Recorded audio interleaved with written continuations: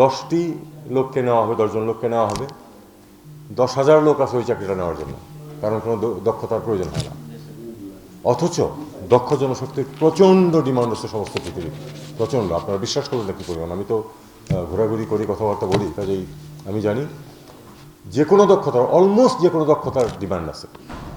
একটা বিষয় যেটা, সেটা হলো যে আপনারা এখানে যেই আমি একটু টেকনিক্যাল ট্রেনিং ইনস্টিটিউটের ভদ্রলোকের সাথে ইয়ে করতে চাই, সেটা হলো যে অনেক ক্ষেত্রেই আমরা দক্ষতা যেটা দেই বলে মনে করি সেটা তেমন কোনো ডিমান্ড নেই।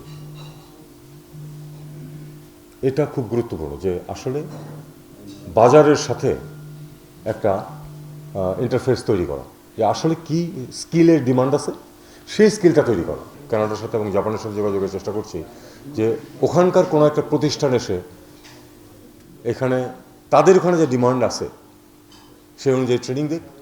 আমরা আস্ত একটা ট্রেনিং ইনস্টিটিউট তাদেরকে দিয়ে দেবো। যদি এটা করতে পারি একটা বিরাট উপকার হবে, কারণ স্কিল ম্যান পাওয়ারের ডিমান্ড তো আছেই, বেতন অনেক বেশি। আমাদের 1-1.5 কোটি লোক বাইরে আছে, তার মধ্যে প্রায় কোটিখানেক হচ্ছে কর্মী। আমাদের রেমিটেন্স, আমরা রেমিটেন্সের উপর আমাদের অর্থনীতি দাঁড়িয়ে আছে, আমরা এটা জানি। কিন্তু এই রেমিটেন্স এই মানুষদের কাছ থেকে 1 দ্বিগুণ হতে পারতো, 3 গুণ হতে পারতো যদি তারা আসলে সবাই স্কিলড হতো।